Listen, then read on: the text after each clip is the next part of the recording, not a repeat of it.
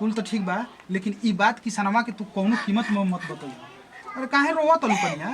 अरे जी ही भाई रोवा उनकरे से कुछ मत कहो ना, तुम आगे जान जाए ना। सब करते हैं समझ भाई देखा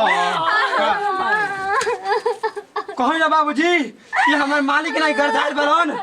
कहीं ना तरगा गिनो हां लगा दाल बा का कर देला का रो तेरी चुप हम जानते कि तू बहुत बढ़िया बालू आज मैं गंगा जी से पवित्र लोग तरु बाबूजी गंगा जी ये छोड़ रुके बात सुनी, पर बात सुनी ना। सुनी ना जी, नु का मुआ क्या हो सुनी ना जी, रुको सुनी ना, क्या हो सुनाओ सुनी।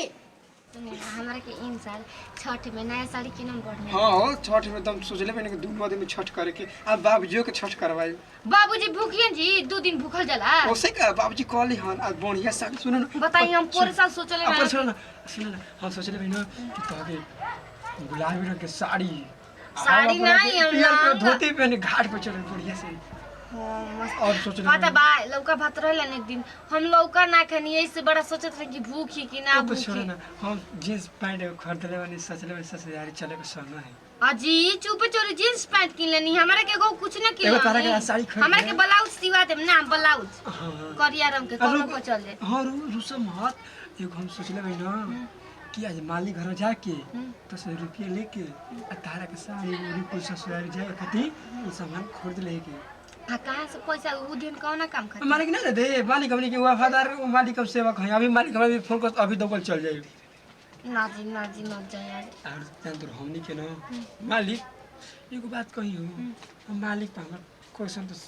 अजीब होखेला संग में रहनी तो क्वेश्चन सब होखेला बाकी मालिक के का नाम होना तो का जोन थरिया में खइया ना त हमरा से भेद भाव ना रखन अपने थरिया में खियावेला बढ़िया तो बा। बाकी हमें भला लागल कब मालिक हमरा संग खरीदारी करलो काहे देखो 5 दिन पहले रह तारा संग एक का दिन आधा वो घंटा तो सही हाल समाचार पूछत रहन जी, वो का एकदम टेंशन लेना। किसनवा हाँ मालिक आई हाँ मालिक आई बड़ा मालिक बैठे प्रणाम प्रणाम, खुश रह। ठीक बा, पानी हुई लाई नहीं पानी नहीं कनी है ना कि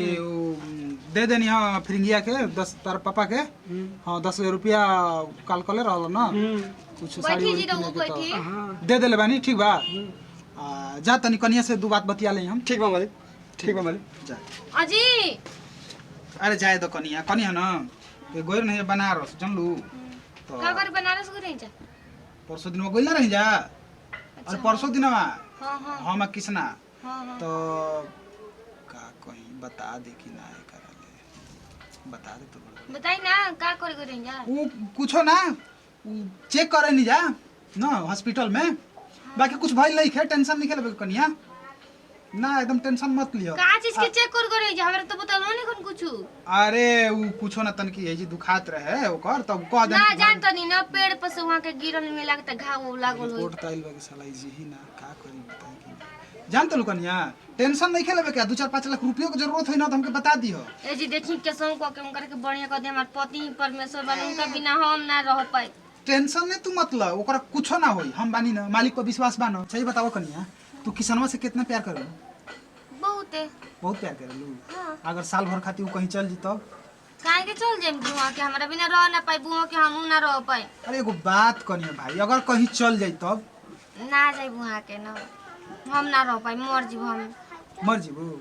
आ अगर 1 महीना खातिर कहीं चल जाई तो कि कोई से कह दे जी कहीं ना जाइए हमके छोड़ के। वो अरे कनिया एगो बात पूछत तू बताओ ना खाली। हम जाइम संगे जइहन त, लेकिन वहां के ना जीवे के ले हम मर जीव, हमके नीके ना लागे लाई के ले। अगर एकदम साफा तोहरे के छोड़ खातिर छोड़ के चल जी तब हम मर जेम जी। ओसे कैसे कहते जी काहे के जइहन जी वो बहुत प्यार करत है ओकरा से। ऐसा ऐसा सवाल करो तो नहीं। भगवान देश प्यार करे वाली। अच्छा छोड़ो जाए दो वो कुल बात नहीं के हम इधर पूछ देनी है। कनिया ना कि ठीक बा कुछ कमी हुई तो हमरा के याद करी है ना, चल तनी हम। ठीक बा से मां के पूछ हम कि वहां के जाए वाला बानी का कोई आप भेजे अरे वाला नहीं कहीं कि ना जाई कनिया, हम मजाक करत रहनी, बहुत खुश बा एकदम। के ने आप कहीं भेज दे वहां के कुछ ना ऐसा कोनो बात कोनो काम पर मत जाइए, हम भेजब। हमके कोनो काम भी करे के बा, दिन भर काम करे, राती के घरे हम नहीं की देखल चाहत के नहीं। तो आज एक घड़ी काम ना करी, 1-8 महीना के छुट्टी कर देले बानी, एकदम तारा संगे रही। लेकिन चलिए ठीक बा आय अगर 10 दिन खातिर कहीं चल जीतो ना मालिक ऐसे काहे को तो नहीं हम मालिक को घर करा इधर क्या बैठल रहा दोरे पर क्या बैठल रहा मालिक घर में कल बोला मालिक घर में गइल बना हर मालिक ना हमारे मालिक नहीं बैठ बैठन बाबूजी आओ तरह 5-6 दिन रोज खड़ा है और अब तो बाबूजी की बात कही हां बोल उनका नियत में हमारा खोट लागता ओ ए माई ई के कहतल रे सही बताओ तनी उमान के चलो 5-6 दिन से आओ तो घर 2-2 घंटा रहत ना घर में तो का करी चलो देखी ले का ये भाभी अगर आज भेटा जी तो काट दे गलती काम करके पकड़ा जी तो बे ऐसा मालिक के मत का बहुत बढ़िया अच्छा मालिक ये बताओ तो घर में के लिए का करत रहा हमक दूरी भेज के हम सामने ना बते तन यो बात सही कहतल रे अब चलो तने चल चल चल चल बताओ चल चल चल चल देखी मालिक वाह कने तू इतना प्यार कर लू कि 10 दिन ओकरा बिना नहीं रह सकत ना एक पल ना रह सकी ना रहो तो 10 दिन के बाद कर देनी जी का कोई तरह के बता दी जानी तो हमके समझा के जानी कि हम जल्दी आई कबो ना कोई नहीं कि हम लेट से आई जान तलू कनिया ऐसा बना कि कुछ होई ना ओकरा ठीक बा समझ गेलू ना मने का होई ना मतलब अरे मतलब कुछो ना होई बनारस गई रही ना चेक करावे तो ओकर आज रिपोर्ट आइल ठीक बा का रिपोर्ट में आइला तनी बताई ना मालिक हमके बताई ना रिपोर्ट में तो वही बना कि खाली 10 दिन जी सके ना मालिक चल चल बाबूजी चल चल चल चल आओ ना चल देखो देखो तो जी आपका सुन ले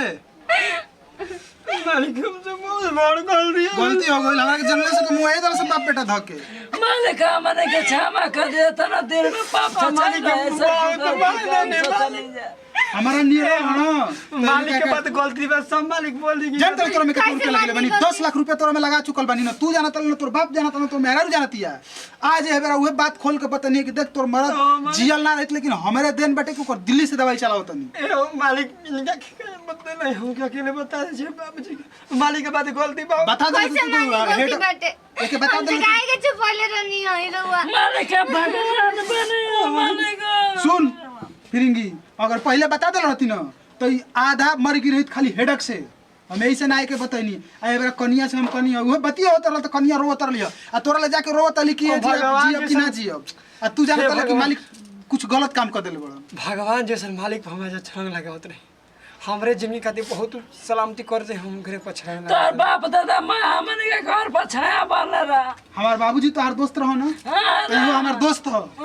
मालिक ना बनिहार ना समझी ना के सही कहता लेकिन गांव समाज हमनी के गलत मत मालिक कहे हमनी से के बनिहार माफ कर बनिहार दे। कहे ना एगो चल बात ठीक बा कही, माफी बा मालिक खातिर तनी हलवा बना दो हलवा खूब खरी बढ़िया से हाँ हम जा तनी बाजार में से बादाम आ गाजर खरीद के ले आओ तनी गाजर का हलवा बनियो कनिया ठीक है शाम के आज तोहरे घरे हमार लंच रही हाँ ठीक है बा मालिक ठीक बा नमस्कार प्रणाम भी हम रामलाल चौधरी नमस्कार प्रणाम है कृष्ण राज नमस्कार प्रणाम हम नेहा सिंह बड़ा बजा फिरेंगे बाबा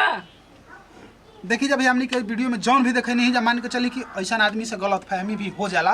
कि मान के चले कि अगर कोई आवता घर में जाता मान ली बहुत रईस आदमी बा शराफत से आवता जाता लेकिन आदमी के गलत फहमी होला तो ओकरा के मारे मुआवे को कोशिश कर देना लेकिन ऐसे ना करे के चाहिए पहले जांच लेवे के चाहिए जैसे हम बाप बेटा जाने यहाँ के जाने ले जी तो भैया हमनी के वीडियो आप लोग के केवल मनोरंजन इंटरटेनमेंट खातिर भैया बने नहीं अगर हमनी के वीडियो अच्छा लगी तो के दिल से लाइक करब जा और कमेंट में जरूर बताएं कि वीडियो कैसा लागल है तो ये वीडियो के साथ दीजिए विदाई अगले वीडियो में फिर से मिल जाए तब तक खाती जय हिंद जय भारत जय भोजपुरी समाज समाज हमने के वीडियो चला दिया जाए